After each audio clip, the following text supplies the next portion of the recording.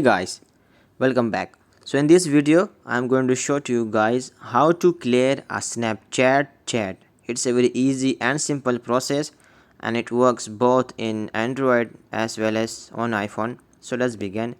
Just open Snapchat and go to the chat section.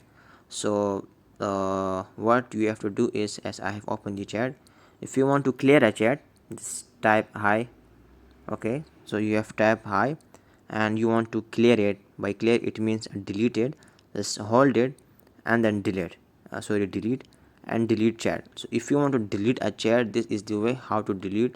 But if you want to completely remove the chat from Snapchat, so just hold and then just tap on settings, chat settings, and then tap on clear from chat feed.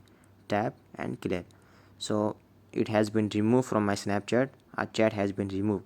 So this is the way how to remove a Snapchat chat. So thank you guys.